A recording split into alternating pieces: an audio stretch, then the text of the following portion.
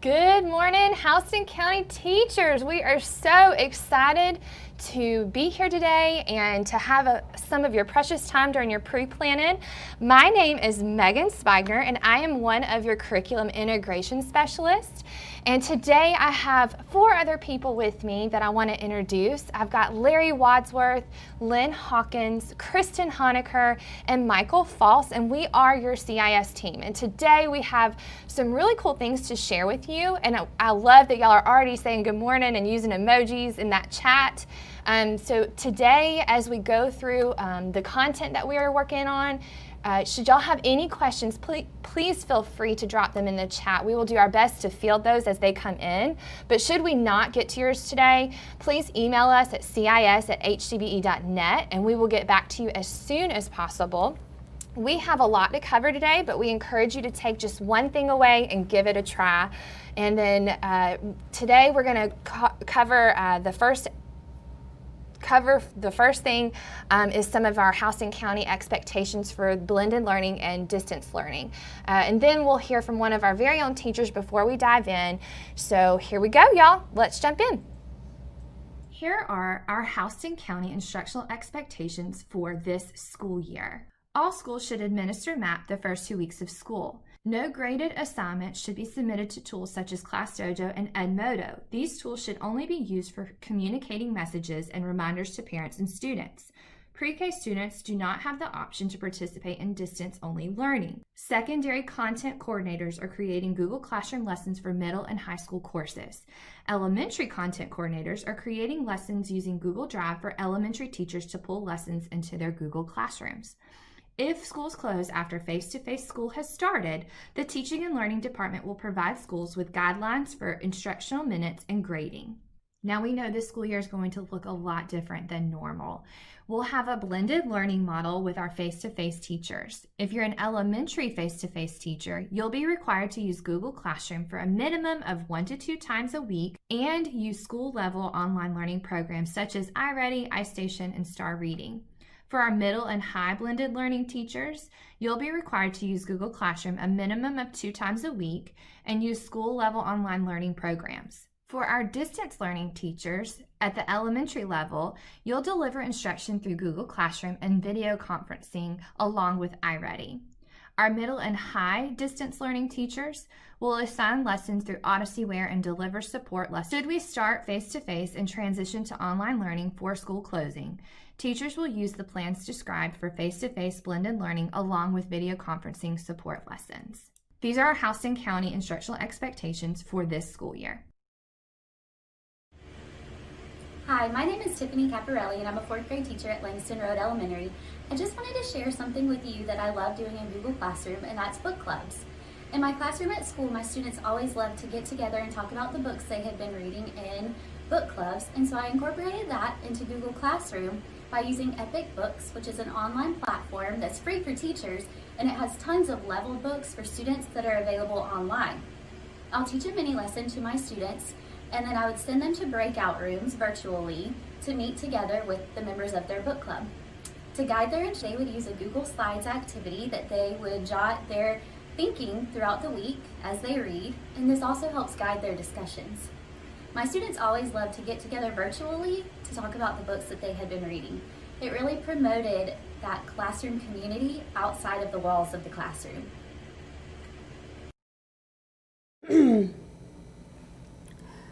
Good morning, this is Lynn Hawkins, and I'm going to be talking to you this morning about Google Drive. So if you can see, my screen is up here, and to get to Google Drive, first thing obviously you need to log in, and then the little waffle that's next to it, click on that. Right underneath there, it has the Google Drive.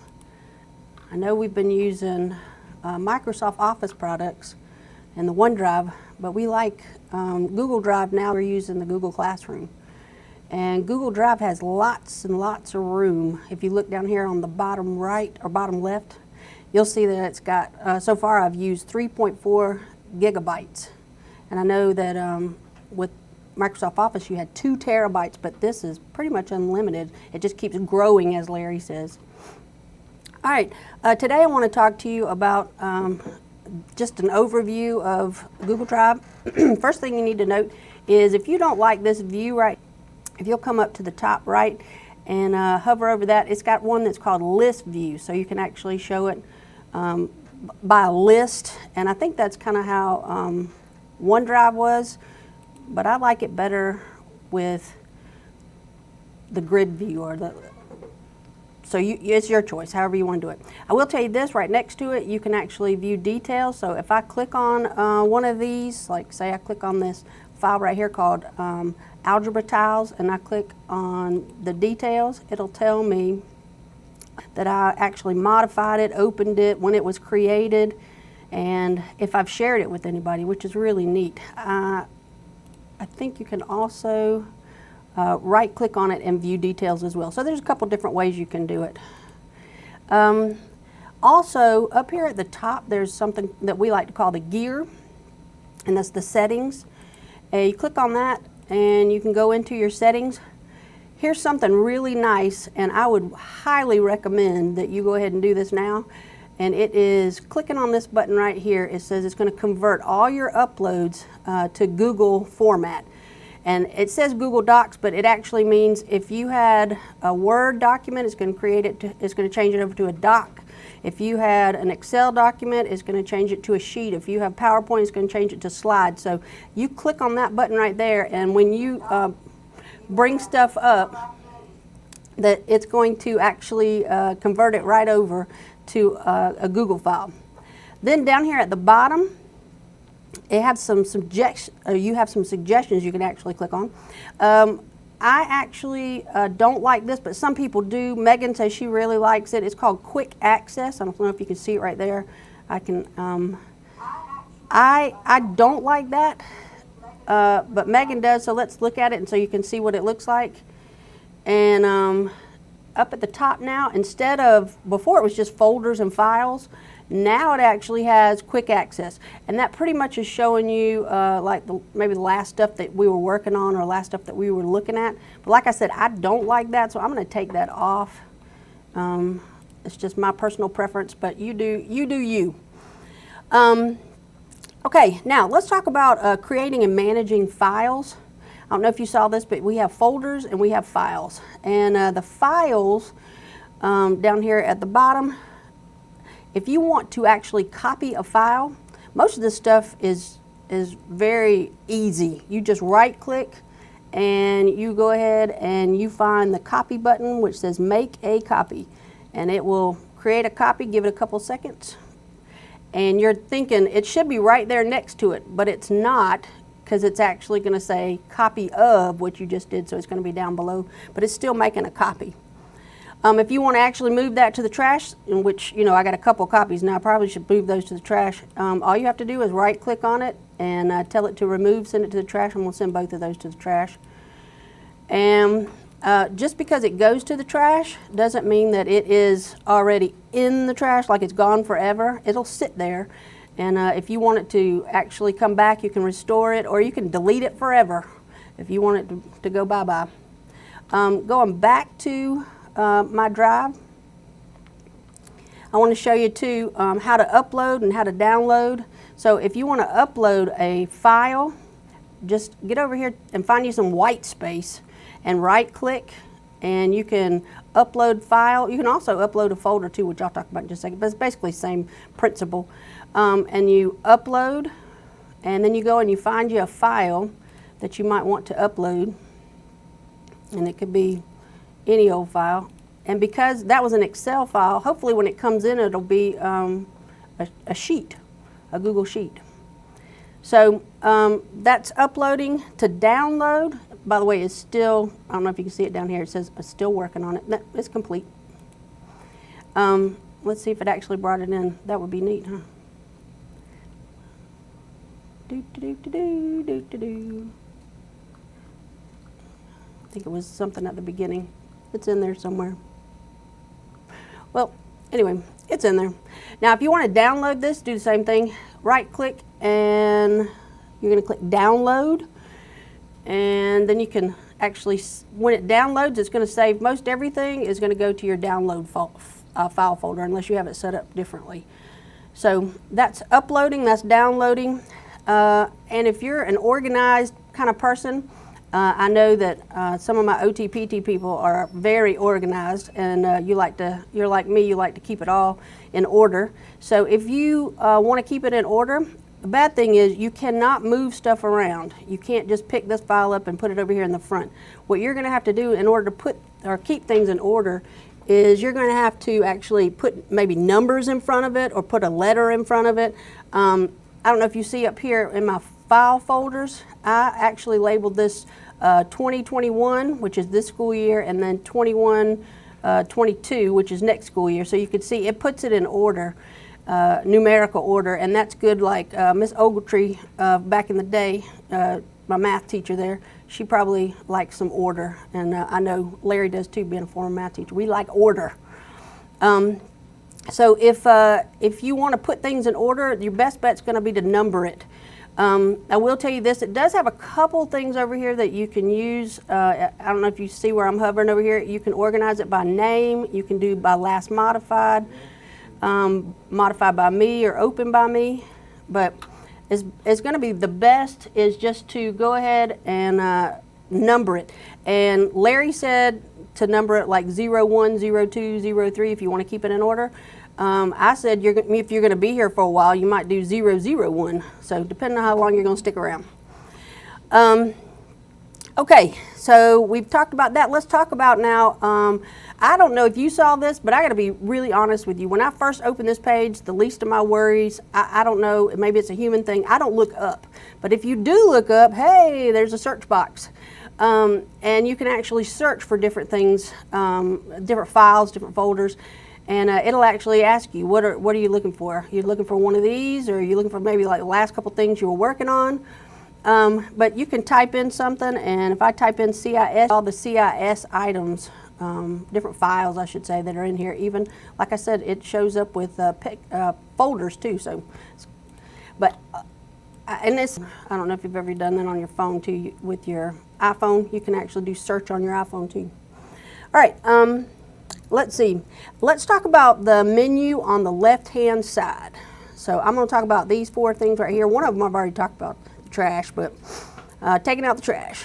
We're going to talk about shared with me. If I want to share something with somebody, do that right click again, and you can share with somebody. And you just type in that person's name. So I'm going to type in Kristen Honaker, because she's sitting right in front of me. What? And you have different permissions that you can give somebody when it's a file. If I want to share this with her, she has just the option, or I can give her permission to view it, to actually make comments, or full rights, which means she could edit it. And once I click on, I'm gonna give her editing rights, and then you click send, and now that document is shared with Kristen Honaker. And so if I click over here, I can see the documents. This one, notice it says shared with me. This is people who have shared stuff with me. And Megan has shared stuff. Now this one I'm good with the quick access because it has Megan and then it lists all the stuff she shared with me. Kristen, all the stuff that she shared with me. So that's kind of nice. Recent documents, going back to this one, my menu on the left-hand side over here, left nav. Recent documents, it will be like the documents that you've recently been looking at when working on. That's, self-explanatory. Starred. Somebody has asked, why would you star something? I tell you why I would star something if it's something that I want to get to really quick. And I know, and I don't know if you see this, but we have been working this week on getting our stuff together, our material together for these mandatory trainings. So I've got the basic guide, the intermediate guide, and the advanced guide, all the stuff that we're going over. And I want to get to it quick when I get in here. So we'll have, I don't have to click here, click there.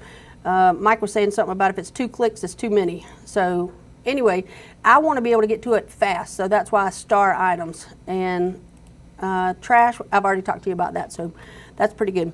All right. Let's see. Last thing I want to talk to you about is sharing. So I'm going to go back to my drive. And I just showed you a minute ago how to share a file. So you got that one. Let's talk about if you want to share a whole folder. If I want to share a whole folder, you do the same thing. You right click on it and you share. And I'm gonna, again, since Kristen's sitting here, I'll choose Mike since he's across the room over there. I think his is michael.faltz@hcpe.net. And there he is. Boom. Now, when I share a folder, you don't get as many different choices or permissions to give them. They can only view it or edit it. They do not have an opportunity to comment. That's only on a document, and or a file, I should say. Not necessarily a document, but a file. So limited choices there. But I'll give him editing rights, and I'll just send that on, and now he'll get an email, and it'll say he has rights now to that folder that I just granted him access to or ownership to. If I decide that I don't want Mike to have those, I can go back in there, right click, and click share. And it says right here that he has rights. Obviously, I just gave them to him. But if you click over here where it says editor, it has view, edit, temporary access, make an owner, or I can remove him. That easy. And it says, do you want to discard, save, unsave changes? Discard.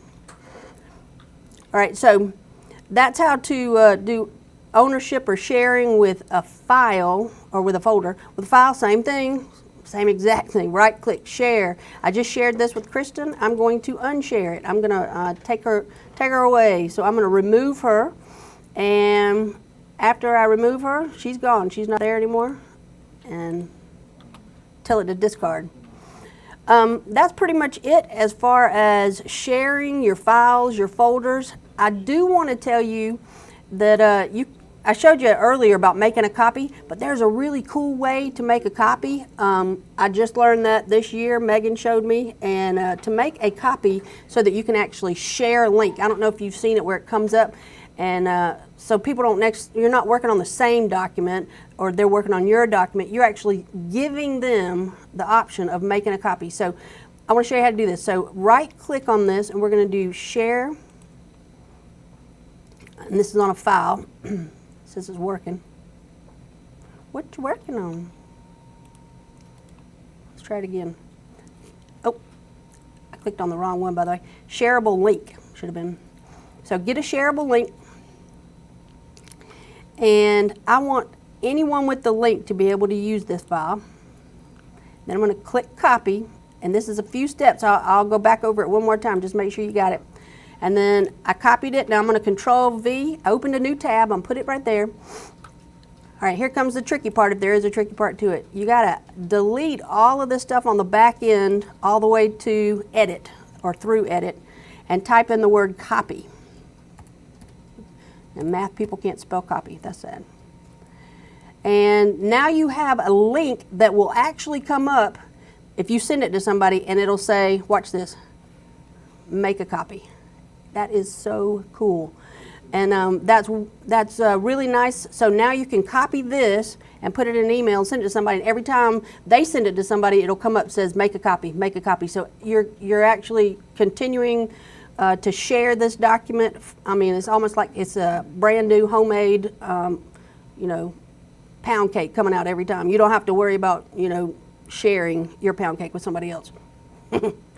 Okay, I think that's pretty much it as far as Google Drive goes.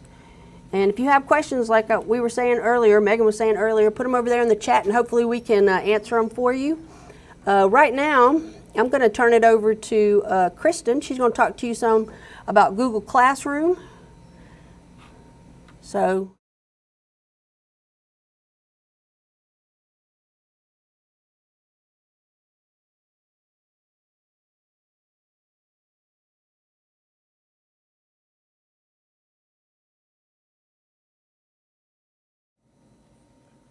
Good morning. This is Kristen, and I'm going to spend some time covering the main parts of Google Classroom today, as well as pointing out some important settings to consider as you prepare for your upcoming classes.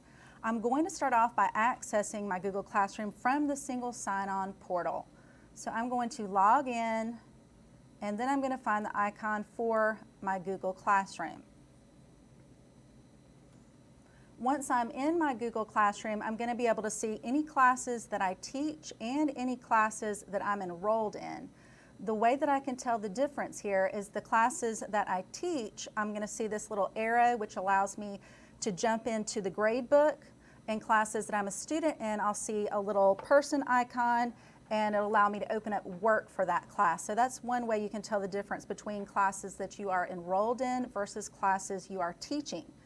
One nice thing about Google Classroom as opposed to Google Drive where you're kind of locked into how everything's located, you can pick up and drag your classes and your tiles and order them in whatever way makes sense to you. So that's a nice advantage in the Google Classroom arena. Let's talk about navigation just a little bit. On the left-hand side of your screen, you have a main menu which has 3 lines. And when you click that, it's going to give you your left-hand navigation. And you'll see that here are the classes that I'm teaching. If I scroll down further, I can see the classes I'm enrolled in. And then I also have an option for archived classes and then settings. And this particular settings button has to do with your Google Classroom settings for all your class, one specific class. I'm going to go ahead and click on that settings button. And this is something that you'll want to consider when you want to know how many notifications you want to get about your Google Classrooms, both the ones that you teach and the ones that you're a student in. If I scroll down a little bit, you see where you've got notifications. You can turn these all the way off if you don't want to have any notifications whatsoever. If you want to see the notifications, you'll toggle it back on.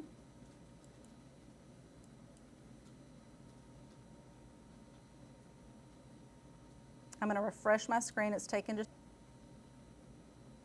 All right, I'm going to toggle that back on.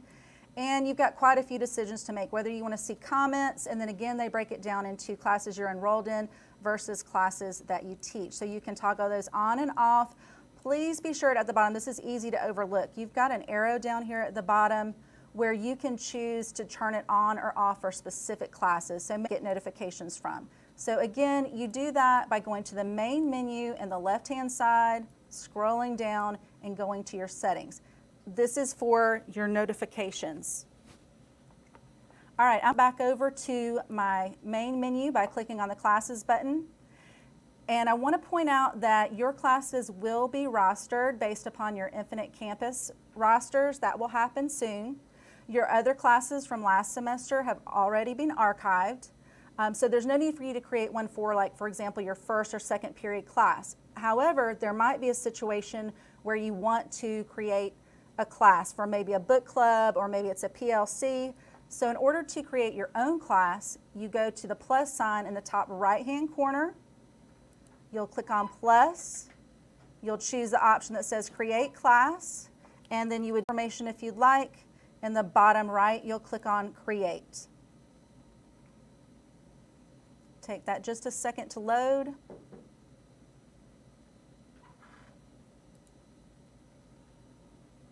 And I'm going back to my main menu so we can see that. I want to point out on all these classes, you see the 3 dots at the top of the top. 3 dots, it means there's more options. So I could move this. I already know I can drag and drop it, so I tend to not use this one. I can edit the class. That's going to let me change the name and the information about it. I can copy the class, or I can archive it. So for example, if I know I want the same setup for my 8th grade book club, I can click on the copy button. I can change the name of it before I even copy it. And then I'll click on copy. If you already have a lot of materials within this class, it may take a little while for it to generate the copy. Okay, so very easy to make a copy of a class. If for some reason you make a class that you no longer want to use, you can archive that class. Again, that's going to the 3 dots at the top right and choosing archive. This will not delete it. It's only going to send it to the archived classes. So I'm going to click on archive.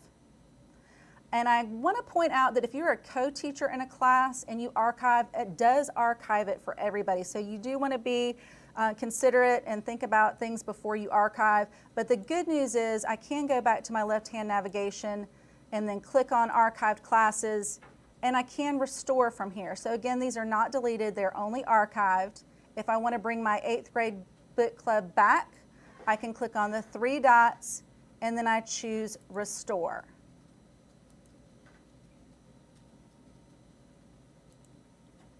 All right, and I'm going to give y'all about what I would like you to do now, actually. Let me tell you for just a second. You've got your Chrome browser open. I would like for you to click on the plus sign if you're able to and go to your Google Classroom, and I'm going to give y'all about 90 seconds. Let me give you about 60 seconds for you to take a minute and create a new class. So if you're able to, click on the tab to the right. You should already be logged into Google. Go to Google Classroom, click the plus at the top right-hand corner to create the class, name it pre-planning class, and then click on create. Can't do this if you're not able to multitask, that's fine. And I did see a bunch of questions earlier. Yes, all of this is going to be able to go back and view it.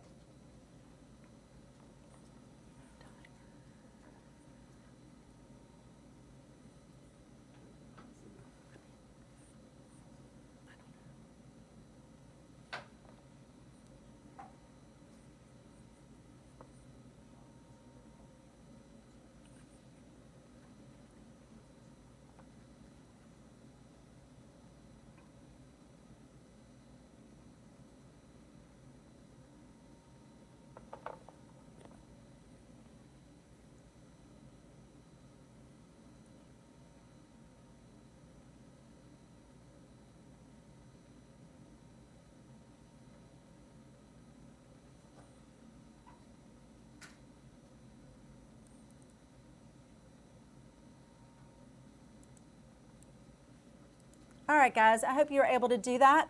So that's just an overview of when you go right into Google Classroom, but now we want to jump into Google Classroom and take a look at the options that we have at the top, which includes Stream, Classwork, People, and Grades. We're going to start off with the People tab. This is where you're going to see your teachers and your students. This is where you can add teachers. You can have up to 19 co-teachers, so there can be up to 20 teachers in a class. It is very easy to add a teacher. You just go to the little person with the plus sign, and then you type in the email of the person that you would like to add to the class. And now you can see that Larry's already a co-teacher in my class, and I have invited Larissa, so she just has not accepted this yet. In the same token, when y'all saw those three, got more options, so I can choose to remove someone as remove them as a co-teacher here, okay? I can also choose to make them the owner of my classroom.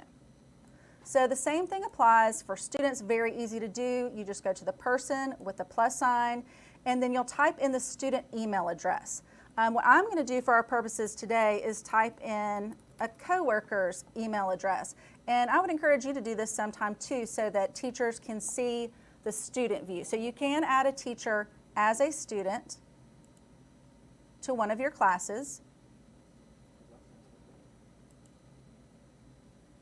Takes just a minute for it to load. All right, so now I can see that Erin is invited. It's grayed out, so she hasn't accepted my invite yet. I can see, and I'm removing them entirely from the class, okay? I would click on the checkbox, go to Actions, and then choose Remove. Okay, so easy to add students, easy to add co-teachers, also easy to remove them. Once an email is entered for a guardian for a student, it follows that student. So for example, if a first period teacher puts in a parent email, all other teachers are going to see that guardian email there. So in the same token, when you remove a parent email, it's going to take it away from that student's account as well. So if I wanted to invite Marshall's parent, I can put in the email address and then click on invite. And then I would wait for that parent to accept.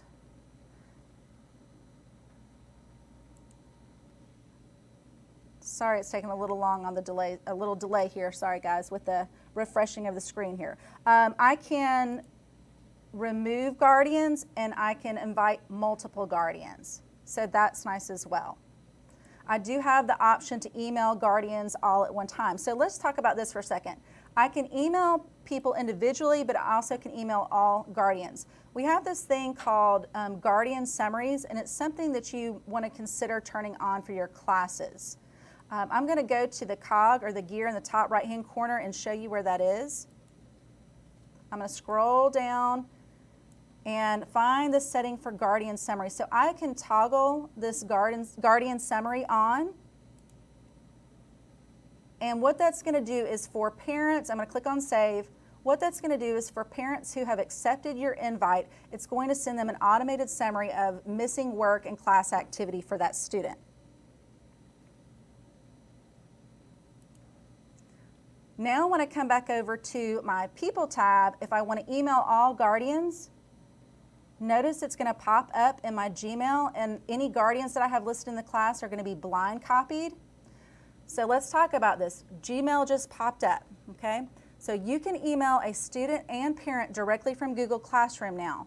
It will bring up Gmail. However, students will receive 6th through 12th grade students will receive the email in their Outlook, in their Office 365. So it will be routed to their Outlook Office 365 email, okay? So you may email students 6th through 12th grade directly from Google Classroom. It will be routed to your Outlook Office 365 email. Any responses will also come to you in your Outlook Office 365 email. Okay, so I just wanted to point that out. And let's pause for a second, and I'm going to give you a second to look at your stuff again too. Let's go for about 60 seconds or so. If you would go back to that class you created, if you were able to, and if you're not, you could take a picture of the screen if you happen to have your camera handy, and you can go back and do it later. But if you do, I'd like you to do is click on the People tab inside your new class, add one co-teacher, use a co-teacher you know that wouldn't mind being added to your class, and then also let's add a colleague as a student.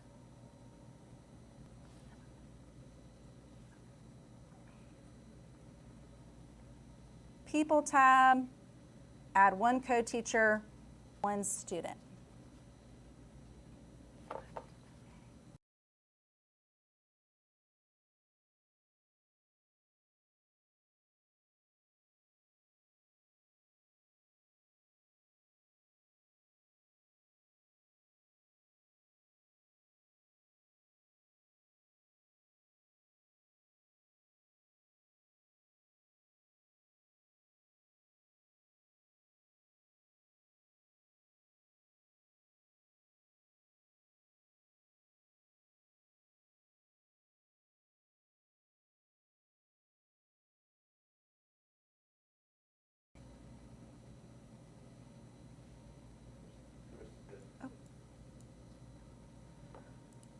All right, guys, so that was the People tab. And now I want to hop over to Stream. And the Stream is just like your hub. It's your feed. You can think about your Facebook feed. You can think about your Twitter feed. And it's a place that can get kind of cluttered very quickly. I have been working in this particular Google Classroom for a little over 2 weeks. And you can see as I'm scrolling through that there is quite a bit of information. So we want to talk about the different settings and the options that you have in Stream and then in Stream. So I'm going to go to the gear or the cog in the top right hand corner. This is where we just went for the Guardian emails, and I'm going to scroll down to General, and you've got the option for the Stream here and then classwork on the Stream. You also have an option to show deleted items. I'm going to go ahead and toggle that on, and I'll show you why in a little bit. And I also just want to briefly say to please turn on the Google Meet, okay? We will not be using Google Meet, so please don't turn on that link where it's visible to students, okay? So on the Stream, you have to kind of decide 3 options. Right now I have it set where students can post and comment. This means that students can start their own thread and they can respond to anything and everything. Your next option is comment. So that means the teacher can start a thread, but students can comment. And then your last option gives teachers the most control, which is that only teachers can post or comment. This is what our suggestion would be for starting out until you talk to your students about your classroom expectations, but it is purely up to you as to how you want to set up your Stream. Now, I just mentioned how kind of like cluttered my stream was. You can take control of that if you'd like. You've got classwork on the stream. Right now I have show attachment details. So that means not just my announcements are showing on the stream, but any classwork assignments that I post are showing. So I also can show condensed notifications. Is the assignments will still be there, but you wouldn't see all of the attachments. The one that we like the best is to hide notifications and then click on Save. And then we'll take a look at what that looks like in the stream. It's just going to clean it up a little bit. The only thing you'll see in the stream if you choose Hide Notifications is your actual announcements and things you post directly to the stream, so your students would go to classwork for their classwork. So again, that's just an individual decision that's up to you. So now, these are just announcements that I've made directly on my page, okay? If there's an announcement that you want at the top of the page, remember you've got options. Whenever you see those 3 dots, you can click on them. You've got extra options. Right here, I can move this particular announcement to the top. I also have the option to edit and delete and copy links as far as these posts are concerned.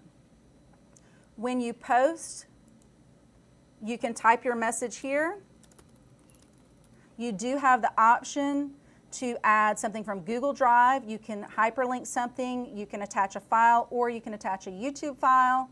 I can send this to specific students. If I only want to send it to Lynn, I can check her name, or I can send it to multiple classes. Now here's the catch. If you want to do multiple classes, you cannot pick specific students. So if I want to send it to all 3 classes, I'm good to go. If I want to send it to specific students, I will have to do it class by class. Over here, before you post, you can choose to schedule it if you want it at a different time, or you can save it as a draft. All right, so that's your stream. And I want you to take just a minute. Let's take 60 seconds. And if you're in your Google Classroom, if you'll click on if you're able to hop over to your other tab, click on the gear cog in the top right-hand corner, and just check out those settings in general and think about how you might want to be setting up your classes.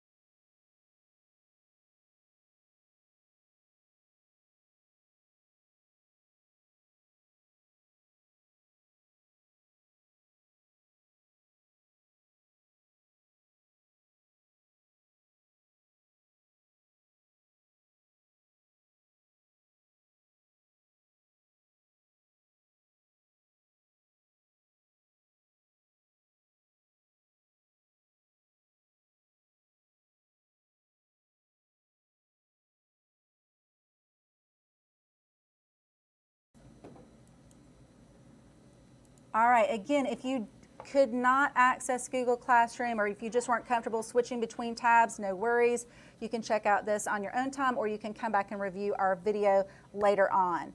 So we've checked out people and how to add co-teachers and students, and that we can do in Guardian emails. We've also taken a look at our settings over here in the top right-hand corner. You've got some options to consider there. And we've taken a look at our stream where we can post announcements.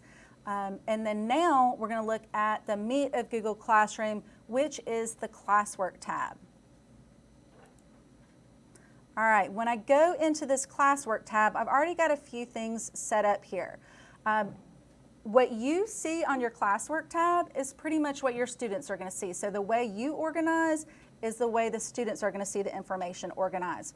So what I suggest is setting up topics. You do not have to, but it wouldn't be a bad idea. So when I have topics, I've got these options on the left-hand side. I can jump directly to my week 1 assignments, or I can jump to my week 3 assignments. It doesn't have to be by week. It could be by subject area. It could be by material. Maybe you have all your quizzes one place, all your worksheets another place. Maybe you have all Unit 1 stuff together. But creating topics helps you organize and helps keeps the student organized. So that's the very first thing I want to look at is how to create a topic. You've got a big blue create button right here at the top. I'm going to go ahead and hop down here to the bottom and do create topic. Some of you might have already seen that Larry pointed out if you want to bring up the emoji, some emoji options, you can hold down the Windows and the period key at the same time. So if you want to create some visual aids for your students, you can certainly do that. Let's just say this is our worksheets or whatever topic you would like, and then you can click on add. What's nice about this classwork area is that you can drag and drop. So if I want my important course documents back up here, I can just drag it and drop that particular topic. I can actually rearrange information within as well. So any of these assignments, I can reorder them just by dragging and dropping. Now you'll notice that I do have 2 loose assignments at the top. If you create topics, but then you don't put it in a topic, they will go by default automatically to the top. You can leave them up there if that's where you want them, but you also can drag them to a new location. So very easy on the dragging and dropping, okay, for your topics. Now let's go back to the create button because we can create quite a bit here. We can create assignments, quiz assignments, questions, materials, and we also can reuse a post. Let's take a look at an assignment first. I'm just going to create assignment number 2. I would put instructions for my students here, and then I have a ton of options. I've got add and create over here, and I've got a lot of decisions to make over here on the right-hand navigation as well. So if you want to give students a blank document to work with, that's where you will click the create button. So I've got add, I've got create. Create, I can give them a blank doc, a blank slide, etc. I'm going to choose a blank doc. Maybe I want them to give me all their answers in one particular spot that I create for them. So I'm going to do create docs. And it's going to open up where I could say, please type your answers below, or whatever it is that you wanted to share with the students. Now, I'm hopping back over to the assignment. Okay, it opened up a Google Doc for me, but what I'm interested in right now is sharing with you this part right here on the screen where I have to decide how this file is going to be used. I've got 3 options. Right now it's set to students can view the file, so that's all they can do. If it's set on this, they can view the file, that's it. Okay, I've got an option that says students can edit file, which sounds really great, and it can be if you want to collaborate. Okay, so when you choose the option that says students can edit file, that means all students can edit this same exact file, which is great for collaboration, not great if you're trying to collect individual responses. Okay, so a lot of the times you're going to be choosing the last option that says make a copy for each student. So this ensures that each student gets their own copies and the material does not cross over between students. Okay, let me click that drop down arrow again. Students can view it, so that's all they can do with it. Students can edit the file, that means all students can edit the same file. And then you have the option which is make a copy for each student. That's for individual assignments. Okay, now I want to click over here, so that's for creating. If I just want to create a blank space for them to submit work. But I can add work. I can add something from my Google Drive. So it's directly from my Google Drive. I can come and grab a handout or a picture, and I would, again, make the same decisions. Do I want them to view it? Do I want everybody to be able to edit it? Do I want them to have their own copy? I'm going to go back to add. I can add a hyperlink. So if there's a website that you want them to go to for this particular assignment, you can give them a direct link. I'm going to go back to add again. And I can choose to attach a file. So this can be from my Google Drive, but I also can upload something. So if I have any other type of document that I want to share, I can browse my computer files and I can grab a PDF, I can grab an image, I can grab a PowerPoint file. So that was on the adding file. And then lastly, I can add a YouTube video. And what I would do here is do add YouTube. You can search here, but of course we strongly encourage you to go to the website itself and snag that URL. Make sure that you previewed it.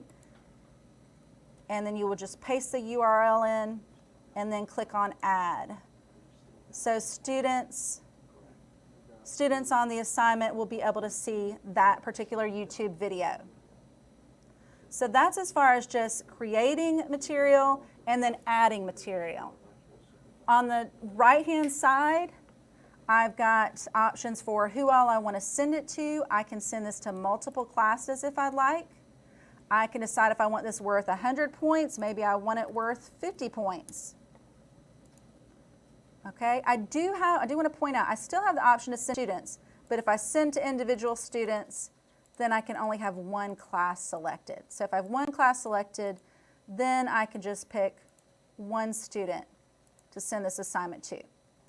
I do want to encourage you to put due dates, and I'll try to remember to show you why in just a little bit, but it does help everybody stay a little bit more organized, and it shows up in different spots throughout Google Classroom as well if you have due dates. So I am going to pick a due date. And then again, here's where I can choose a topic. If I forget this part, I always can rearrange it. I'm going to go ahead and throw this into my week 1 topic. And now, I know that was a lot. So we had to give instructions, we had to add, we had to make all these decisions on the right. So still, the students can't see it at this point. In the top right-hand corner, I can choose to assign it right then, or I can schedule it. So if you're working on stuff but you don't want it to see it ahead of time, you certainly can schedule that assignment. If you're not completely done with this assignment, you can save it as a draft. So what I'm going to do now is click on Assign.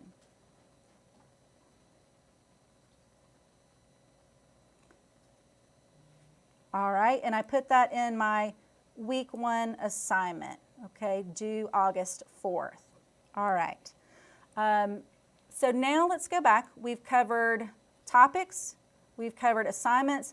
I'm not going to spend long on quiz assignment other than to mention that it's here because we will go a little bit deeper into that in both the intermediate and the advanced classes. So you can create a quiz assignment directly from Google Classroom. It's going to generate a blank quiz form for you, and you have the same options I just showed you inside the assignment as far as adding additional resources and materials, creating blank files, choosing who it goes to, setting a due date, also setting a topic. So that's for your quiz assignments. Again, that'll be touched on more in the other sessions. Also, the other sessions will be recorded and you'll have access to those as well. Going back to my Create button, I can pose a question to my class. So I could say, what is your favorite color? I can decide if the questions are going to be short answer or multiple choice. And this, you've got an additional option over on the right-hand side to decide whether students can reply to each other or not. Okay, and then I can choose Ask if I'm ready to post the question. All right, one of everybody's favorites is the Reuse Post. I'm going to click on Reuse Post. So I can access assignments from any of my other classes, even my archive classes. So I can back up here, I can see my classes, I've got archive next to some of them. I still can grab an assignment from any of these particular classes. All right, I'm going to pick this assignment.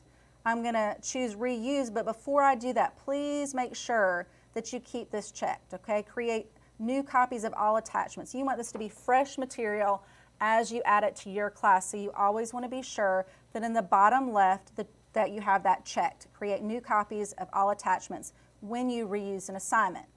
Now I'm going to click on Reuse. What's nice is it doesn't just post exactly what we had before. It gives me the opportunity to edit and make changes before I finalize the post. It's taken a little while to go through, guys. There you go. So here was my original post, but I can come in here and change the title. I can still add something else if I want, and I can change what the topic is and who it goes to. So you still have a lot of freedom when you reuse the post.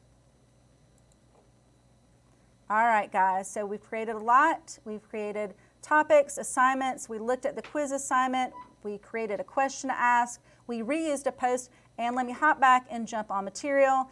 If you use this one, this is just generally something that the students are going to be viewing. It might be a YouTube video, it might be a handout, but it is not something that is going to be turned into you, okay? So I can create something from here.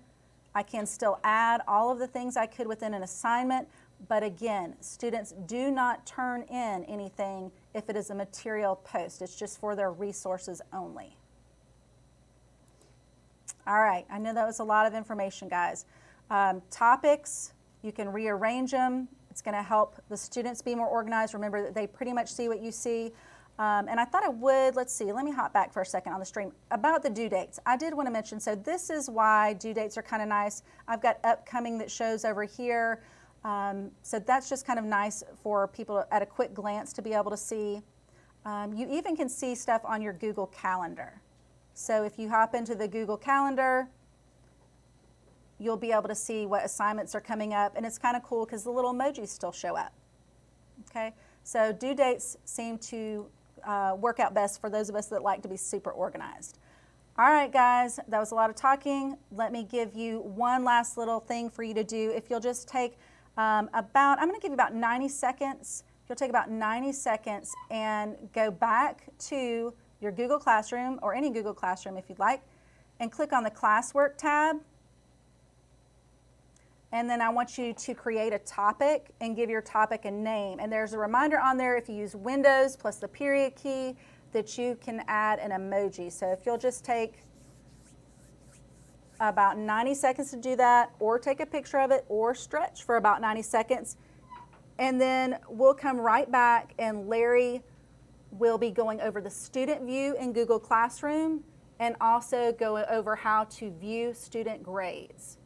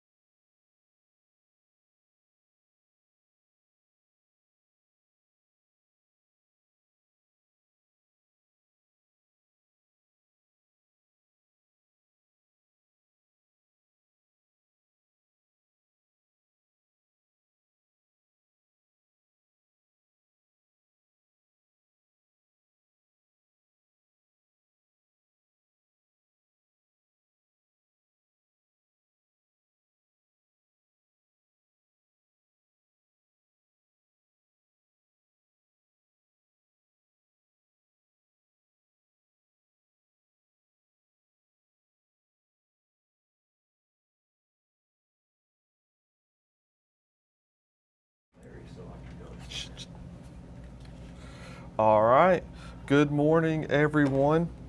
So thank you, Lynn, for passing that off to me. And we are going to spend a few moments looking at what a student sees. I know it's been a popular request to have a student view. It is not only our district, but it's other districts as well that have requested this from Google. Maybe have just a little button at the top, say, oh, let me see what this looks like as a student. But so far we have not gotten that. So hopefully we will eventually get that. Now, what I'm doing, I'm actually on a Chrome device right now, and I'm logged in as one of my own children, so it's kind of a benefit if you are a teacher with a child in the district. You can certainly, log in as them. You can also log in as your own students to view, and also helpful when trying to troubleshoot. If a student's saying, hey, this is what I see, well, then you can simply log in as that student to see what they're seeing. Another good idea that was already pointed out as well, and this is something we do in our office, we add each other as students to our classes so that we can get that student view.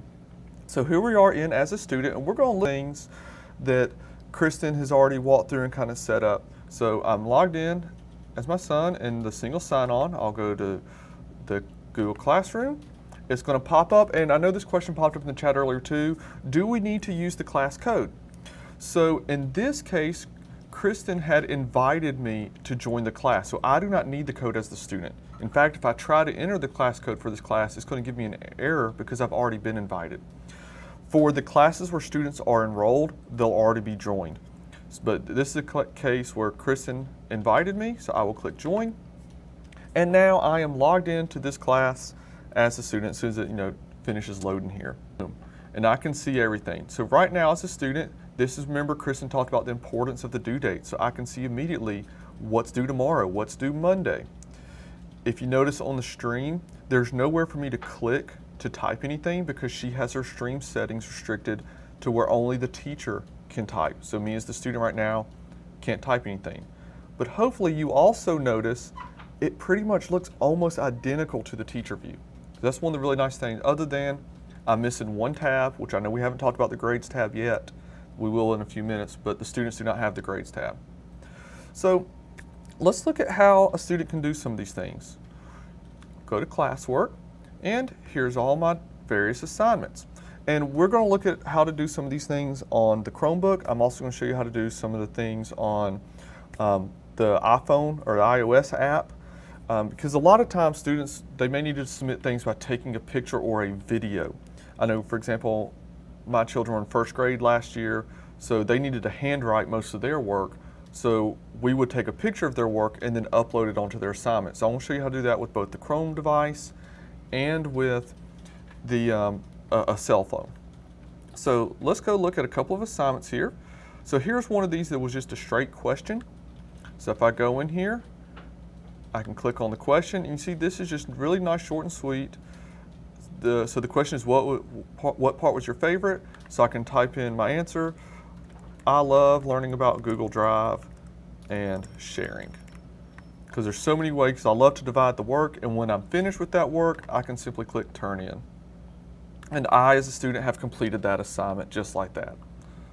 So if I'm going to go back to my classroom, go back to classwork, let's look at a little more complicated assignment. So here's a full assignment, view assignment. And so here's all these instructions. Now, there's no document attached here. So I can always add or create my own Google Doc right here, or I could even pull up a link to something or upload a file. But let's say I wanted to take a picture of work that I've already completed. And this is one thing that you need to know about the Chromebooks. You click this little circle down here in the bottom left and type in camera. There is a camera app that whenever you take this picture, or when we open the app, and y'all are going to see the wall behind me here in just a second, they could simply hold up a sheet of paper, and then they could, and y'all see my hand, and they could take that picture, and then it will save directly to their Google Drive. So at that point, they've taken their picture, and within that app, they can also take a video recording. They can go to their Google Drive where it would be saved. And of course, if it was the last thing they took a picture of and uploaded, it would be under recent. And actually, you can see here's some pictures where my boys actually did some work earlier this year. So I'll click insert. Oh, looks like I got a little error there. Sometimes it happens. If you get an error, you just go back and do it again. Google Drive, select the file, and then insert it, and then it'll automatically attach it. And when you're done, click mark as done. Now, what I want to show you real quick is, notice I don't have anything attached right quick. And this was a complaint we got from teachers. Like, hey, can we stop students from marking things done without turning in work? No, you can't. But what's really nice, if a student does that, I can always just click unsubmit. You tell your student, hey, you need to go back, click unsubmit, and attach your work. So very simple to do, just like that. So let's go back into here, go to classwork. So we've kind of looked at a question, we've looked at an assignment. Let's see if I can find a quiz real quick, week 3 quiz. Here's the quiz, I can click on it. And then as a student, it pulls right in. I would answer my questions, hit submit, and just like that, boom. Now, this one she has available for me to see my score right away, so this must be one that's automatically graded. I can click view score, and I would see, oh, I got it wrong. I got 0 out of 0 points, or oh, I got it, 5 out of 10 or whatever, and feedback would be displayed automatically as well. We'll be covering more of that in the trainings later today. So you see, really, the Chrome version is very similar to what you see in Windows when you just open up the Chrome web browser. Now, the other version we want to see is what does it look like on an iPhone. So y'all are going to see a little flash on my screen here real quick while I swap over. So you may see like some rainbow bars or something crazy just while I'm swapping over into the iPhone app, but it'll only be briefly. So let me unplug one cable and into the other, and the bar should be just about gone, right about, let's see, I say that.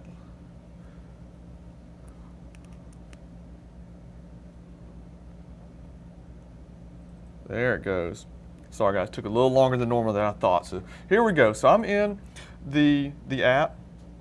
Looks like it needs to refresh because I've already joined the classroom. So here we go. Looks very similar to what we see online. So let's say I want to go and view my assignments. Where are they at? I need to click on the classroom. So notice at the bottom I have stream classwork people, just like what we saw previously that was at the top of the screen. So again, not much difference there. So if I want to go to an assignment, I can click classwork, and I can go weekly assignment 1. Maybe that's the one I need to work on. And so there is a document here. I would need to have Google Docs on my phone to open it up and edit it, or, and this is particularly helpful, I'm thinking math classes in particular. It's really hard to type math, right? You need to handwrite it, so they're doing it on paper, or for little kids who need that practice in handwriting. That up arrow at the bottom, you can swipe up, and then you can click Add Attachment. And here we go. So notice I have pick a photo or use camera. So if I wanted to take a video, so maybe it's a band class and you want your students to record them playing the instruments, or a chorus class, you want your kids to record them singing, or a language class, they could be speaking. Horniak, you gotta quit messing with me, man. You know what? What you can do is you can use the camera and then just record a video. Or we could take a photo of a piece of paper by just clicking use camera. But I already have some where I've taken a photo, so I'll do pick photo. And y'all just going to see my photos real quick.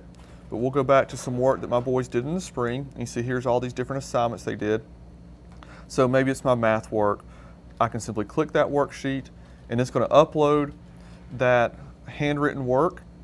And then once it finishes uploading, I can click submit.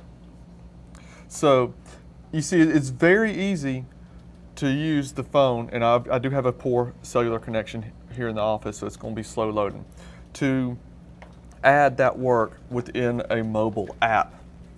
So that kind of covers the student view of doing things. So what we're going to do now, and we're going to change kind of what we're looking at here. We are going to look at the teacher view back again, so we can talk about grades. So now that the student has done some work, let's grade it, right? So let's jump over. All right, so here we are on and it looks like I'm a little size wrong. Let me adjust this screen real quick. Oh, that's wrong. Adjust that one. My window wasn't quite sized right. Let me fix that real quick, guys. And there we go. So I am a co-teacher, so this is back as in me as the teacher. This is not my son in as a student. So you notice, because I'm a teacher, I can comment on the stream, and I've got the grades.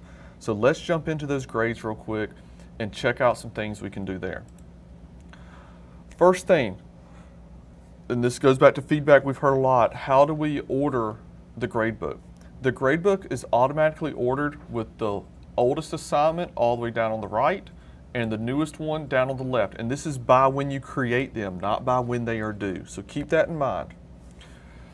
It does not automatically connect and sync with Infinite Campus, so keep that in mind as well.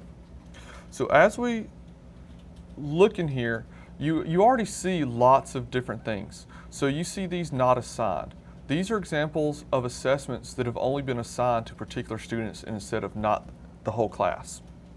If I scroll over, when you see these green /100s, this means the student has turned it in, but it has not been graded yet. Here is an example of an ungraded assignment. This student has turned it in. These students are all checked off, so it's already been returned back to them. And if you use due dates, like Kristen pointed out earlier, here's another really good reason to use them. If it's after the due date, you can actually see that it's missing. And if a student turns it in after the due date, it'll actually say that they turned in late. Here's an example of one where after grading, the teacher sent it back to the student completed it, and turned it back in a second time, so you can see that it has been resubmitted. So you can see all these different, statuses of the assignments very easily. So before I get too deep into this, I do want to show you how you can take this gradebook and put it into a spreadsheet. The weird little trick of this is you can't do it from the full gradebook screen, which it's counterintuitive. Choose any assignment. It does not matter which one, and open it up.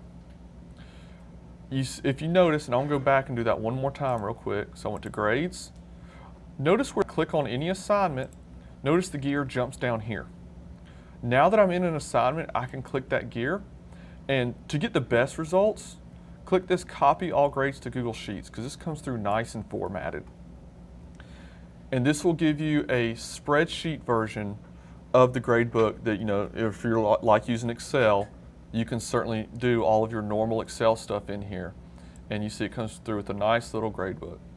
And so you see these ones that are grayed out, that means it was not assigned to those particular students. So again, you have to be in a particular assignment and click the gear. So let's go back to our grades. So there's two methods of looking through assignments here. One of the methods I just showed you, I can click on any particular assignment and I can see all the students' work. So this is a quiz, so I would need to open up the quiz to view their work. If I go back and choose this week 1 activity, for example, I can see right at a glance, so Larry and Lynn have both turned in their work, but all their work is missing. And so to click on the first student's work, I can click right there. And this is the importance of using Google Docs and Google Slides. It's easy for the students to complete one, but two, it's easy for you to give feedback. So in this Google slide, for example, you can easily highlight part of their work, right click, and say comment. And then you can insert, whatever you need to. Please expand on this. And you don't have to wait for them to turn it in, and you can comment. So again, I just highlighted something, right click, comment. Now one thing you do have, if you click the hashtag key, you have a comment bank. And you can simply choose one and it pops it right in. To create a new item in the comment bank, simply type in a new comment. And so it's actually trying to pull from a bank right there. And then you can click the little 3 dots to add to comment bank. To view your complete comment bank, you simply click this little flag right here. Now, as the student will be able to see these when they log in. And what they can do is once they make their updates, which they will not be able to make their updates until you return it to them, so that's very important. They will be able to see your comment, they can make their updates, and then they can just check it off, and then that comment will disappear so that they know they've completed it. So one thing that's important is, and you can do it right here in the private comment section, so they'll see it, please look through comments and then resubmit.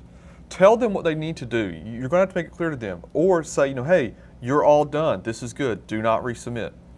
Because once you return it to them, that gives them access back to this document so that they can go through based on your comments and make any changes, and they can go back and forth with you with this document until it meets the standards that you have set for them. They need to meet those expectations. It's not like a typical worksheet where they turn it in one time and that's going to be it. You can go back and forth with them as many times as you want. So when I'm done with this, I simply hit return. So right now, and you can see right there is where you type in the grade. They're sitting at an 80. If I needed to adjust that, I could just change it to a 90, return. And this will also update the grade in the grade book, because this is one we've already gone back and forth a couple of times on. So, let's see, let me go back in real quick. So I was on Larry's. To go to another student, I can just click the arrow to go to the next student. So here's Lynn's, and I could then grade hers. And since these are the only two that have anything turned in, that's all I can view. Now, until a student opens the assignment, you will not be able to see theirs. So if I go back real quick, you see that they have nothing. That's because they haven't even opened the assignment yet. Once they open that attachment on the assignment, their document will appear, and you can get into it even before they turn it in. You always have edit rights to these documents. So that's a really nice feature. All right, so that's one way to view the work, is we did it by the actual assignment. But if I go back to grades, I can actually click on a person's name, and then I can view all of that student's work.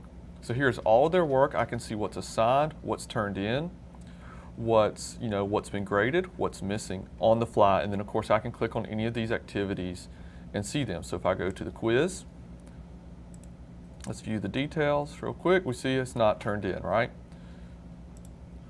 Go back to grades, go back to Larry. Let's see, here's the question one.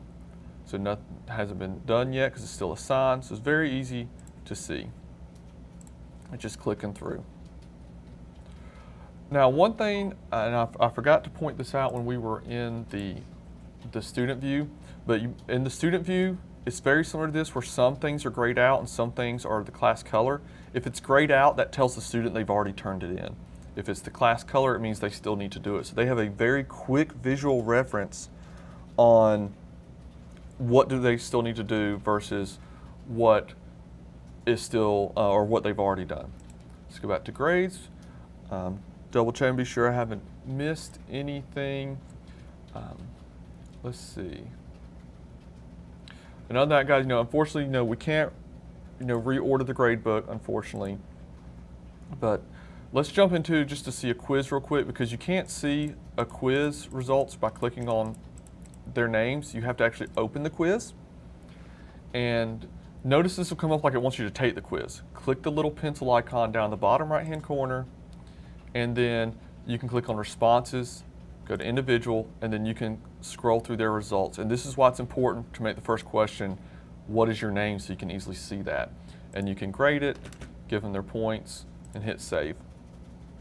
For those grades to go into the grade book, you would simply need, which this one does not have the button. In the actual assignment itself, you have to be sure, let's see, where did that assignment go? This one.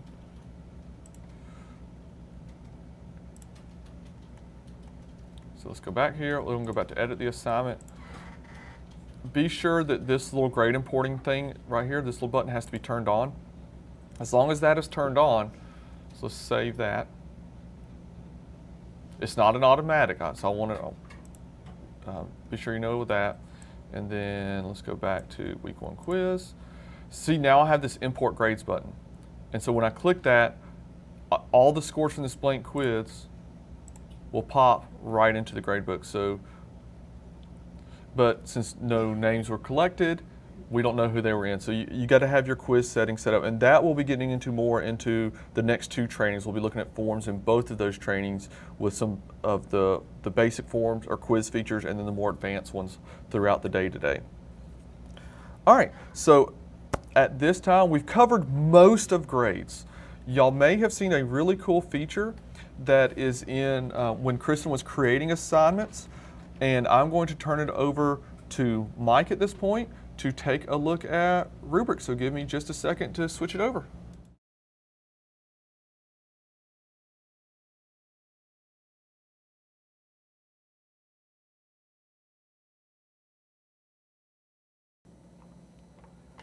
Thank you very much, Larry. Hopefully this audio is coming through. Thumbs up, I always have to check to see. But yes, Larry mentioned something that we have not touched on much on the past, which is rubrics. So I've got my classroom up. This is a sample class that I have with some students in it. I'm going to go over to my classwork tab here, and I'm going to show you an assignment I've already created that has a rubric. So this is called Rubric 2. I'm going to click on this assignment, and I'm going to view this assignment just to show you how it's set up. You know, it's your, whoops, let's go back here. Let's go into Edit, Assignment. You can see it's a basic assignment. Everything's done the same that we've trained you on in the past. The only thing that you see here is I've attached a rubric. So now I'm going to click on this rubric just to show you what it looks like. And then I'm going to show you how to create one, assign it, reuse rubrics. A lot of good stuff you can do with rubrics because, again, some assignments can't just be multiple choice stuff. A lot of your writing assignments, projects, etc., you want to tell them how they're going to be scored. So let's look at this rubric. So I'm going to open it up, and this is what the rubric looks like.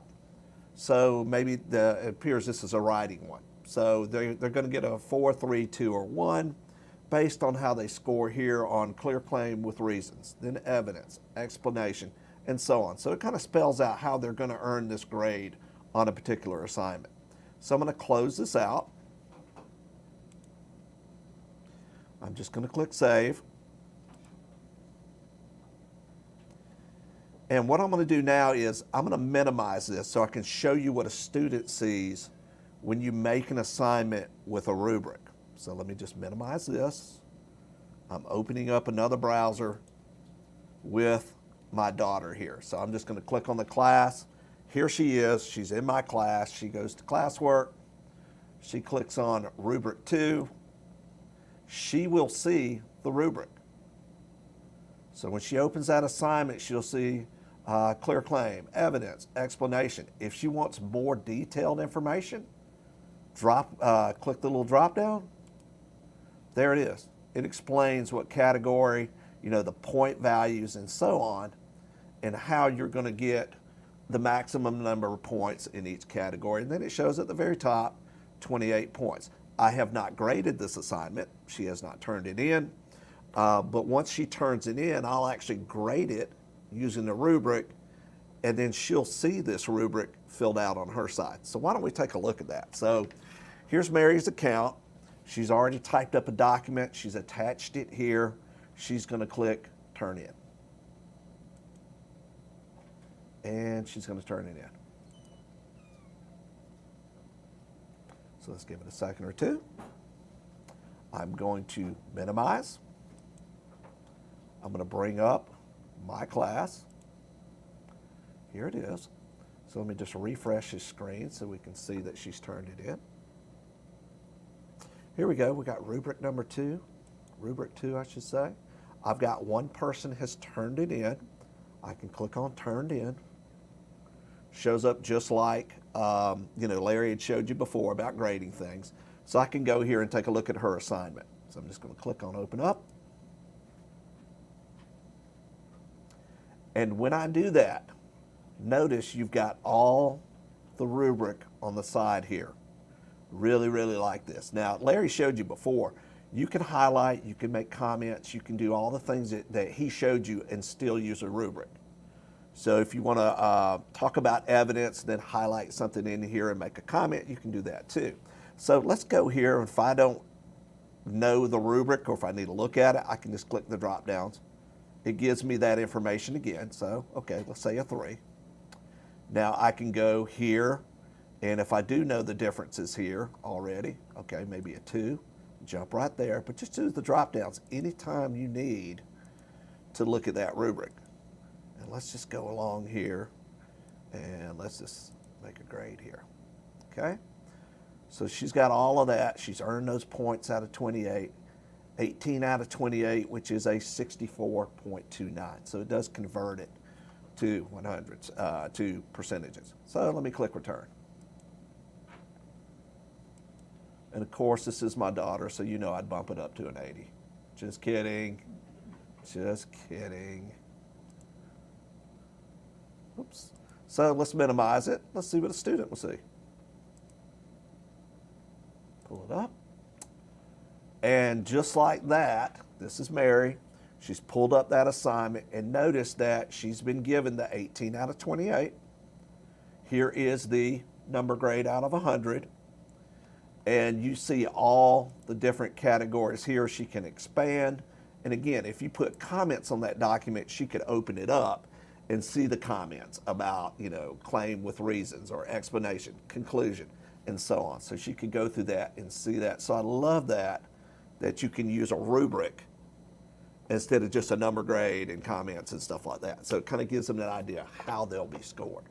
So let's go ahead and close on out, minimize here. Let's take a look at how we create a rubric, because that'll be super helpful. You got to know how to do that, right?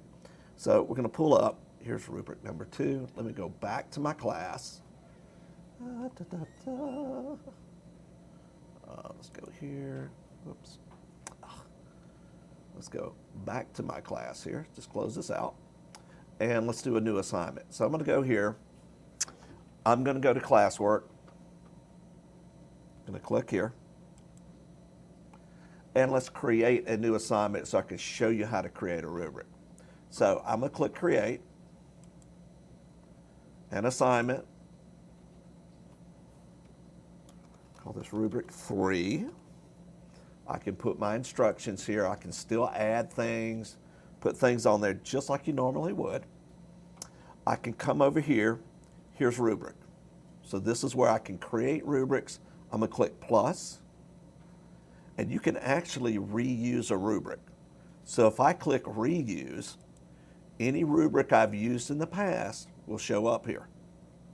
And I can go from class to class and reuse one of those. I'm going to close that out. Now, I will tell you this about those reusing rubrics. If you have an assignment and you create a rubric for it,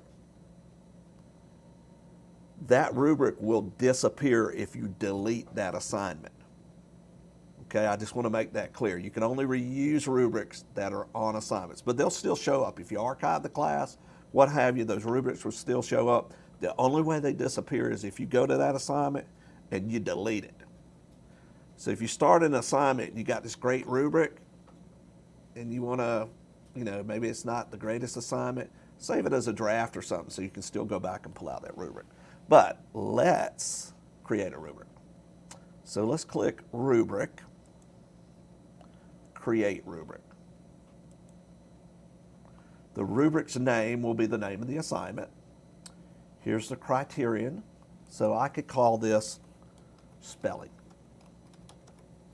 I could give a description here if I wanted to. Now, the first one, points are always required here.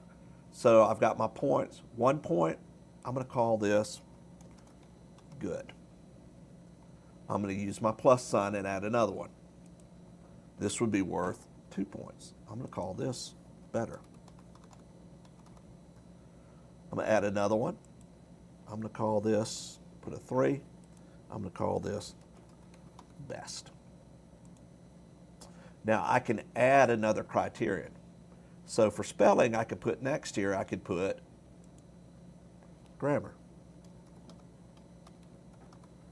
Give a description here. Whoa, spelling. Almost had to knock myself down on spelling there. All right, so on my points here, again, I could put 1. Whoops, good.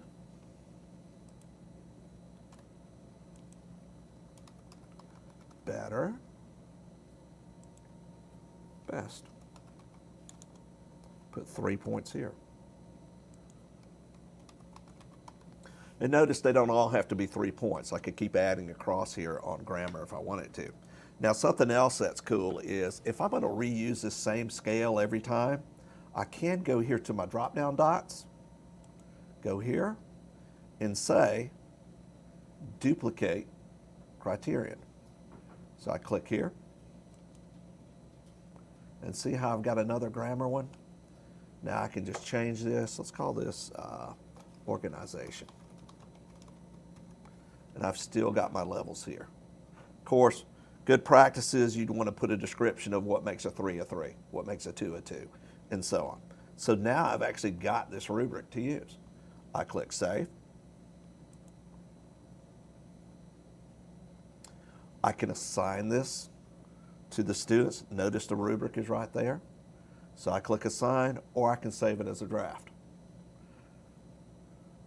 And again, the advantage of saving it as a draft is that I can use this rubric again. If I decided I don't want to use this assignment, I said, you know what, I'm just going to go ahead and delete this and not save it, I'm going to lose this rubric that I just created. But in this case, I'm going to go ahead and hit Assign. And if I go back to my daughter, again, just to show you, and she clicks classwork, and let's find rubric 3. Where did I put rubric 3? Let's just refresh this. I may not have signed that all the way. There's rubric 3. So if we click here, same thing. She'll see her rubric here. She can expand and see what makes a 3 a 3, a 2 a 2, and so on. So rubrics are really, really cool. You can also, and let's minimize this, if I were to create a new assignment. So let's say I go here, click Create New Assignment, and I want to reuse a rubric, because I really like this. I click Rubric, Reuse Rubric. I can choose any of these. So let's say I grab rubric number 2. Maybe I don't remember what's on rubric 2. I can click Preview. I can select it as it is, or I can select it and edit it. So now, even if I want to go through and make changes, maybe I don't need the evidence one here, or I want to add a 0 category, and so on, I can do that, do select, edit, and actually make changes to it and make a complete new rubric using this one kind of as my basis to start off, okay? So let me close this one out. There's also a couple of other things that you can do. If I get into my rubrics, there's a few things. I don't know if I'm going to get into this because it can be so complicated. There is a way to export rubrics into a Google Sheet. Then you can import a rubric from that Google Sheet. Okay, again, gets a little complicated. This is the basic one. But if you export it as a sheet, then you can send that sheet to other teachers, and then they can import that in to use that rubric. Because you can't just say, okay, let me share this rubric with you and email the rubric to them. You have to export it to Sheets, then they can import it themselves. Now they have a copy of your rubric. Okay? So this is rubrics. I really like it. I think it's a great little tool for those assignments that just need, projects or, foreign language class where they read a passage and so on, that this gives you an opportunity to use a different kind of grading method where it's just, not just a number, right or wrong. So I hope that helps out. And Larry, I believe we're going to be moving into Zoom with you. So Larry is going to take that away.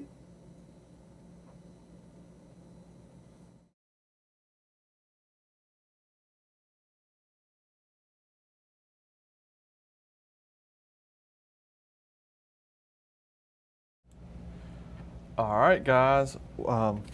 I am back to talk about Zoom. So I've already seen this question posted in chat earlier, and I do want to clarify this real quick. So yes, we are using Zoom, just so you're aware. Google Meets, Google has promised there would be some more safety and control features that just haven't come to fruition yet. They're still working on them. So we got to be safe with our students. Safety is our #1 priority. So we are going to be using Zoom. Now, you probably don't have it yet, but in your single sign-on, you will be getting a Zoom icon. So this is a little bit different for those of y'all who were with us back in the spring. Of course, new teachers, you didn't go through what we did in the spring with using Zoom, but our process is a little bit different this time around. You will be accessing it directly from your single sign-on. You just click there, and it'll launch you into Zoom. So Let me get through the screens real quick. And so you have all of your online Zoom settings and everything. So this will be your standard account. Yours will look just like this. You'll have, up to 300 people you can meet with, for example. So, know that you shouldn't have any issues with that.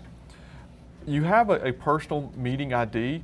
Really don't worry about using that. What's important though on your online account is under settings. And it's going through and checking to be sure certain things are turned on, certain things are turned off. In particular, you're going to want the waiting room on. That is a big safety feature. Another one is requiring a passcode. Those are important options. I actually don't use my personal meeting ID, so this one doesn't matter too much.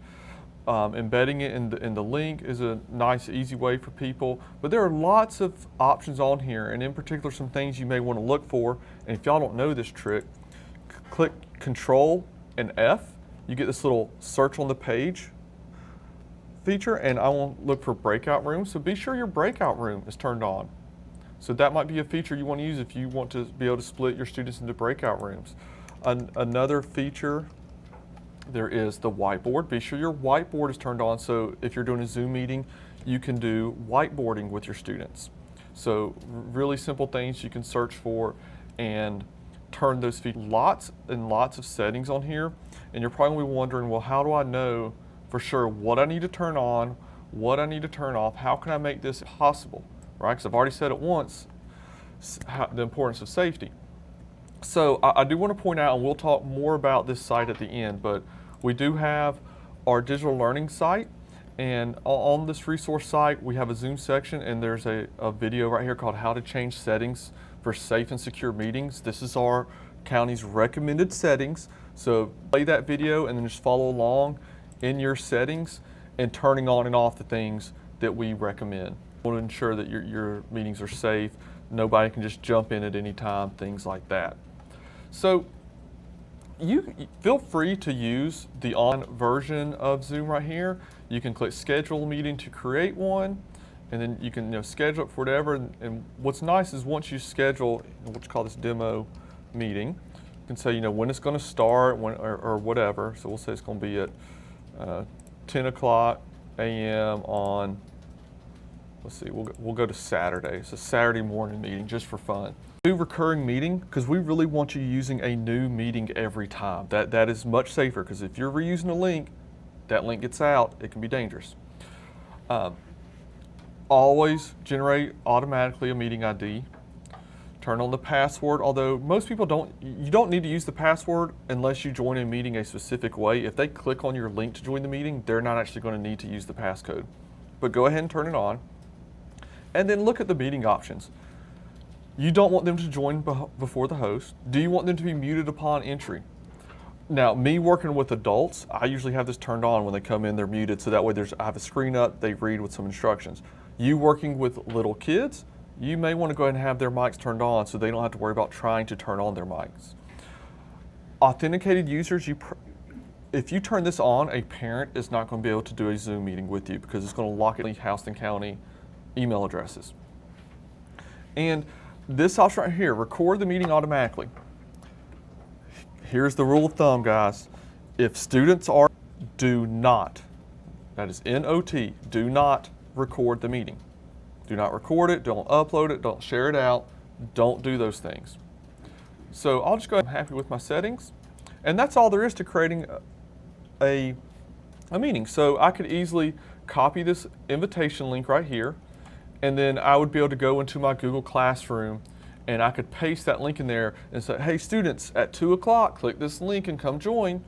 And because I have the waiting room turned on, they're not going to be able to get in before I do anyways to let them in. So that's one of those really nice features about the waiting room. So this is kind of one way to do it. Now, once you've ran a meeting once, you can actually start using the app, because once you click to join, it's going to pop up and say, do you want to use, or do you want to open the desktop app right here? I actually prefer that much more. So if you go into your start menu, you'll get the Start Zoom. So if I click Start Zoom, you'll see it is still my county logged in here. You see it's licensed, so I'm good to go. Got an allergy shot this afternoon, guys. But I can simply click schedule, and I can go through those same things to schedule a new meeting here, or I can just click start meeting. And here's really what I want to show you some of. So I'm going to actually not join my audio right now because we're doing the live stream. So I'm just going to click that out. On the live stream now, I don't have a document, or not a document, a webcam connected, so I don't have any video right now. But I want to go through a few of these little things at the bottom. Participants, this window is where you can allow people to come in and mute them if you need to, or kick them out. So that's what the participants window is for. You do have the chat window as well. So if you have chat enabled, you can, people can chat, and of course you can mute people as well if they get out of hand. So looks like my saving did not save when I turned on the breakout room. So because I have remote support turned on, my breakout room option is missing right now, but it would be right here where you could click there and you could break your students into individual little discussion settings. So you click, they maybe set up 4 rooms, break your kids into 4 groups. They can have their own little mini discussions and then bring them back together. Click more, you can see some other options. So lots and lots of options. I do want to show you, if I go to share screen, if you have sound on your computer that you want them to hear, sure and check that box right there at the bottom. If you don't check that box, they're not going to hear any sound coming from your computer. Now this doesn't have anything to do with your microphone and you talking. This is, if you're showing a program that has some audio in it, for example, you want to be sure that audio is captured. Here is the whiteboard. Remember I told you you'd be able to do whiteboard. So I could click here and share a little whiteboard and do that. And of course I'm just writing with my mouse right now, but I'm doing the best I can. So you can certainly do that, and it saves all your whiteboards as little images to your computer. So let's see, we can go to new share. Of course you can share your screen. Now one question we get a lot is, well, what if I have a document camera I want to share? And some people may have found if they go to advanced, there is this document camera on. And really what this does is you have to have to use this particular icon right here, you have to have one of the newer document cameras. So if you have one of the older solid gray kind of boxy smart document cameras, this will not work for you, but it will work for all the newer document cameras. If you have one of the older document cameras, here's all you need to do. So let's just say I'm going to share my screen, and what you can do is, so now that you see my whole screen, you just go and open up your program to run the document camera. So we have the My View board. And additionally, if you have the older document camera, you need to see if you have a program called ImageMate. If you don't, please put in a work order to have that installed. You would be able to open up it and display your older document camera, as full screen if you want to. And again, the trick to that is, if you want to show your document camera, you share your screen and then open up the program that runs your document camera. So that's kind of the trick there. You also see there's the option to share your phone. The trick to that one is your phone and the have to be on the same network. If they're on different networks, it's not going to work. So be wary of that. All right, now the question will come up, well, what about recording? Record what you do with your students, because the students are involved in that. Zoom is not going to be what you use to record your lessons, and in the advanced training this afternoon, and also again tomorrow morning, and how to create your own content, which involves recording lessons, recording your screen, recording a whiteboard, all those types of things, regardless of what device you have, a Chromebook, a phone. We're covering all those then. So when I'm done, I'm going to go ahead and end my little Zoom meeting. We'll end it for all. And so that's all there is to using Zoom. It's really pretty. Of course, it is what you make of it, right? So we can get much more advanced with it than that. So at this time, we've got one last big thing to share with you guys, and I'm going to give us a second to flip it over. I'm going to pass it back to Mike, and we're going to look at how to do field trips since we really can't go in person right now.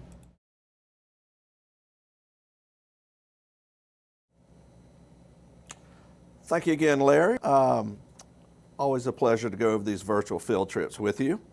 A lot of times, you want to go places, you don't have the time, you don't have the money. And these weird times, it's tough. It's definitely going to be tough to get out of the classroom.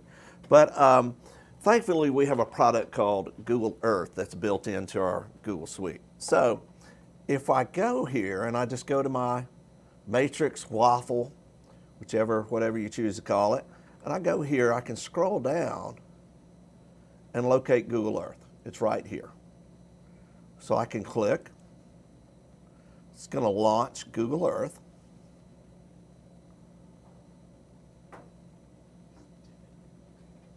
Let's give it a second here, and sure enough, there's the Earth. So what I can do is I have a couple of things that I can do here. Let's say that art students, some of the works in the Louvre, okay? Of course, nobody's got money to fly all their kids out to Canada to visit the Louvre. And before you eat me up in the comments, I know the Louvre is not. I mean, everybody knows it's in Argentina. All right, so I'm going to click here in the search, and I'm going to type in the Louvre.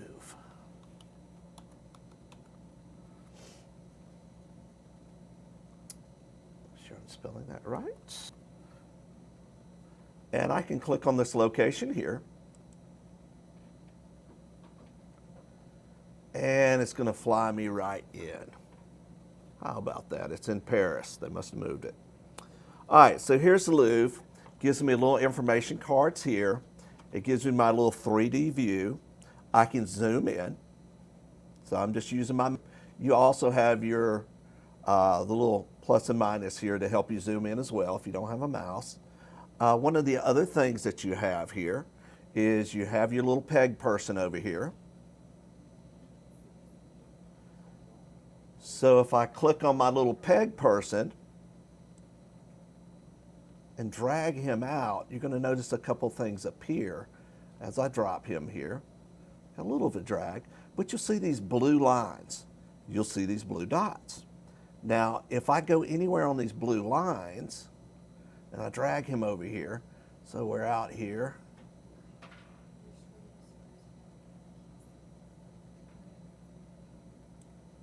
You want me to refresh my screen? Okay. Let me refresh my screen. I'm sorry, it seems like we're having a, so let me just refresh.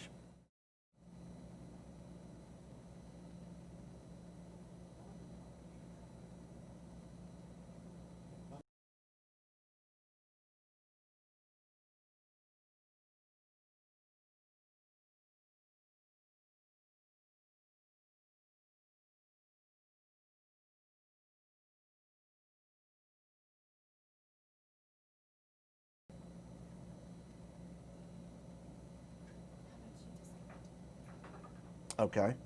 I think Google Earth is actually dragging on my machine. I don't think it's that. It's kind of dragging. Do you want me to connect to another computer? Kristen, I can jump on hers, run it off that.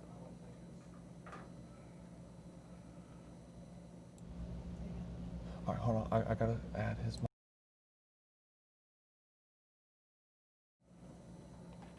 And again, I apologize for the drag here. We're just waiting for.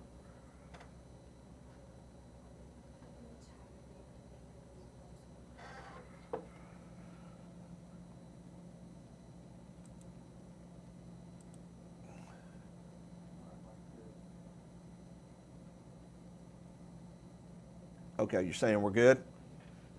Okay, so what I'm going to do here is I'm going to start over.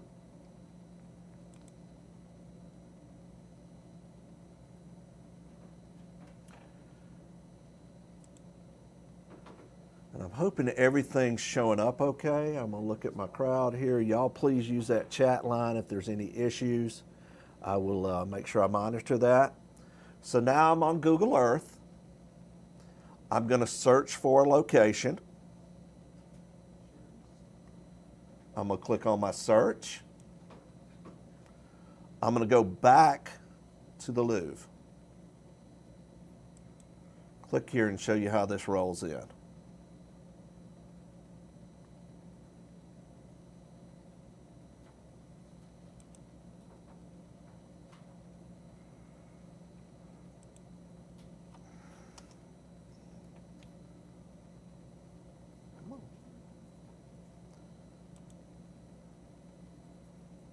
So let's just roll on back to the Louvre here.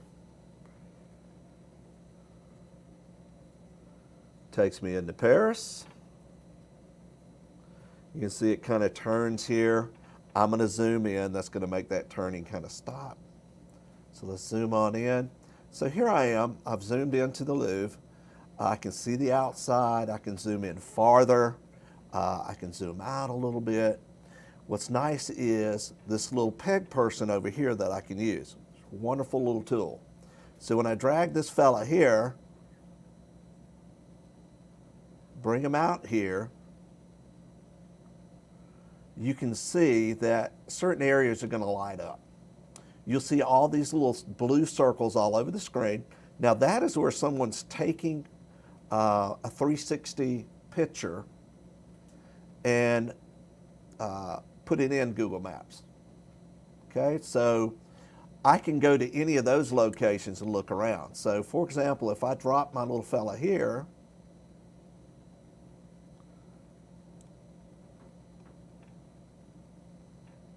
it's going to zoom into that location. It's going to come in almost like a little street view, zoom me in, and now I'm inside that location. So I can look inside here, I can zoom in, I can turn my screen, and look at this courtyard here. Now I can turn off my street view if I just go here, pop him out of there. It's going to take me back. So now I'm looking above the Louvre, and again I can zoom in, zoom out. Another nice feature about your little peg person here, I can click on the little peg person, go to another location, and again, whoops, I can find one of these dots on the roof. Now, it doesn't mean you're going to be on the roof. What it does mean is it's going to take you inside that building. So I can go here, release it, and I'm zooming in. It's taking me down into the building. And there we have, I'm actually on the inside of the Louvre.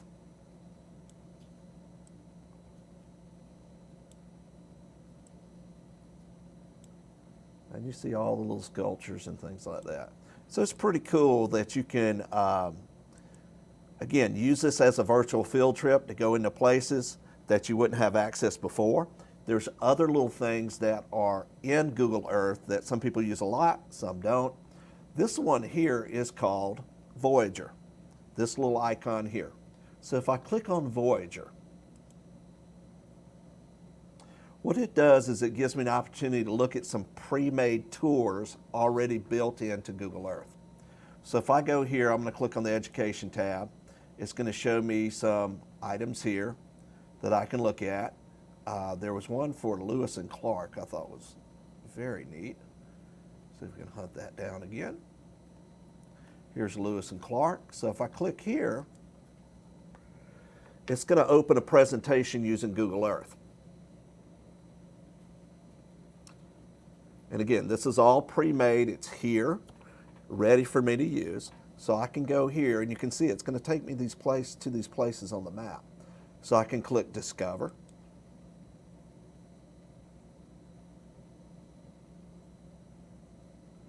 It gives me some information about the map. It shows me the path in red, which is what they took outbound, the path in yellow, which is what they used when they came back. There's also a YouTube video that's built in here, this is pretty cool. So I could click on this YouTube video. It would give me information about Lewis and Clark and their travels. I'm not going to play the whole thing, but you'll see it pops up here. When I'm done watching it, close it out. I'm back on this location. I can use the peg man. I can zoom in, zoom out if I want to. And you'll see this is one of 12. So I can click Next. Takes me to my next location, and it gives me information about Floyd's Bluff. There's different pictures in here of a map and so on. And I can keep going along and looking at the information that's in here. This is completely pre-made. Again, I have all the features of Google Earth that I can use. I can zoom in, use my little peg person, and so on. Another little option that you have here is our little dice. And this is the Feeling Lucky, and this is just going to take you to some random place. So maybe you want to use it as a writing prompt, something like that. I could click here.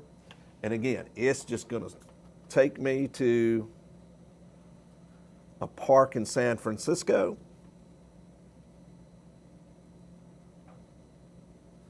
And again, if I click the dice again, it'll take me to some other place. Now, another thing that you have here, I showed you Voyager with the pre-made projects, or tours is what I call them. If you click on project here, I know we're running out of time. We're here to help you, but projects will actually allow you to create your own. So I can click create. And I can create a new project. And what I can do is I can give that a title, and then I can start adding features to my project. I can search for a place to add a place mark. I can put in a full screen slide, which is like a cover page for the project, and I can add those different things in there, create my own tour. Students can create their own tours as well. Now, if you just go into projects, they've got great little tutorials here that take you through it. We're also available to help you. I know that this ends at 10:30, so I have to cover one more thing. But this is a great little tool to use. It's very useful. I do want to show you, we have Google Maps. Hopefully I'll have time. We do have Google Maps.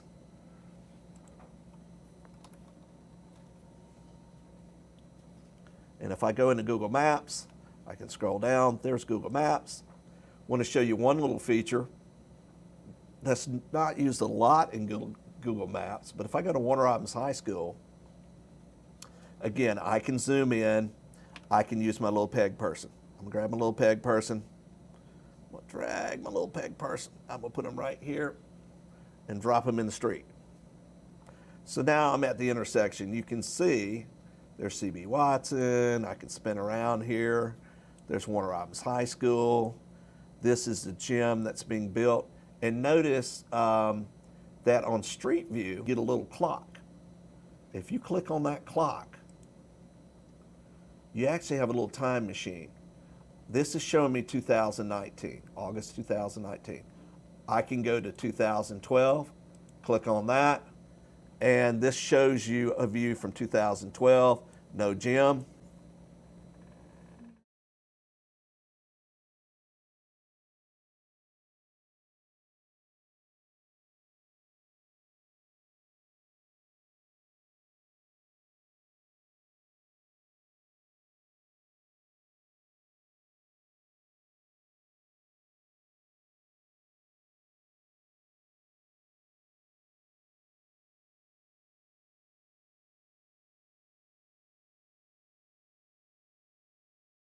First of all, a lot of you were asking about our resources that we have that we can share with you, and really mainly the recordings for this session. We know we went really fast, but please know that this digital training resource site is something that you can come to at any time to view any resources that we are pushing out to y'all.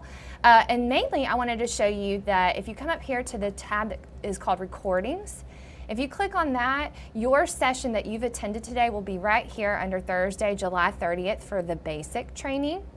And know that all links will go live after our last session on Friday. So please feel free to watch this as many times as you need.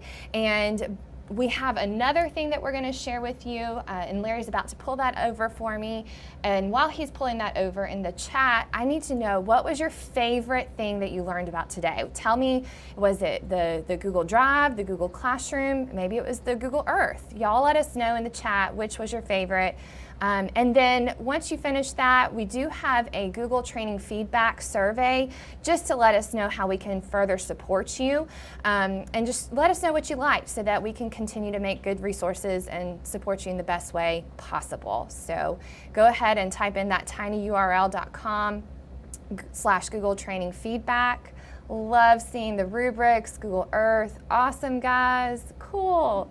So glad that y'all are loving some of the stuff that we showed y'all today.